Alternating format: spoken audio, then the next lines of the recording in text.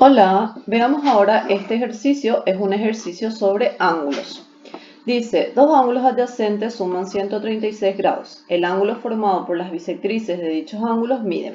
Bien, primero que nada, en este ejercicio, la palabra adyacentes vamos a cambiarle por la palabra consecutivos. Y acá les quiero contar una situación. Depende del libro que lean, en algunos libros van a encontrar que consecutivos y adyacentes es la misma cosa. Para nosotros, adyacentes y consecutivos no es la misma cosa. Y recordemos un poquitito.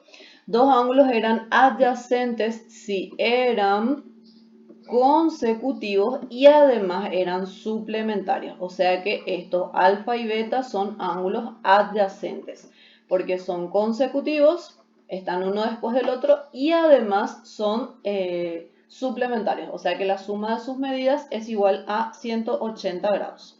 Esto para nosotros son ángulos adyacentes. En cambio, ángulos consecutivos nada más, no necesariamente la suma de sus medidas va a ser igual a 180. Por ejemplo, estos dos ángulos que voy a poner acá, digamos que se llaman X e Y, son ángulos que son consecutivos, pero la suma de sus medidas no es igual a 180 grados, o sea, no son suplementarios. Y estos dos ángulos para nosotros son ángulos consecutivos, pero no adyacentes. Entonces atiendan bien, estos son consecutivos y los que son adyacentes tienen que ser, aparte de consecutivos, también tienen que ser suplementarios. O sea, la suma de sus medidas también tiene que ser igual a 180 grados. Bien, una vez que ya nos recordamos de estas situaciones y le cambiamos acá, porque si no, no pareciera que se está contradiciendo. Si es que dice adyacentes, nosotros sabemos que los adyacentes suman 180 y acá nos dice que suman 136. Entonces estamos en el segundo caso, son ángulos consecutivos nada más. Dibujemos, tenemos dos ángulos consecutivos eran dos ángulos que compartían el mismo vértice, tenían un lado en común, este lado que está acá, y además sus regiones interiores no se superponen. ¿Qué quiere decir eso? Que la parte de adentro de este ángulo y la parte de adentro del otro ángulo no están encimadas, no están una sobre la otra. Bien, estos dos ángulos son ángulos consecutivos, digamos alfa y beta. Dice que la suma de estos ángulos es igual a 136 grados. Bueno, le voy a cambiar primero alfa y beta. Después dice, el ángulo formado por las bisectrices de dichos ángulos mide. Primero vamos a trazar las bisectrices. Una bisectriz es una semirrecta que le divide al ángulo dado en dos ángulos que son congruentes. ¿Qué quiere decir ángulos congruentes? Ángulos que tienen la misma medida. Entonces, esta bisectriz de este ángulo le divide a ese ángulo en dos ángulos que tienen la misma medida. Esa otra bisectriz de este ángulo le divide a ese ángulo en dos ángulos que tienen la misma medida.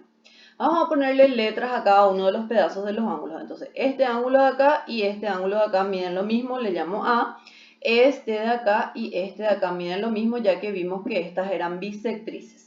El ángulo que nosotros estamos buscando es el ángulo formado por esas bisectrices. O sea, este ángulo de acá es el que queremos saber cuánto mide.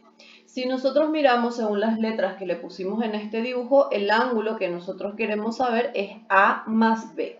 Nosotros logramos encontrar la medida de A más B y nuestro ejercicio ya va a estar resuelto.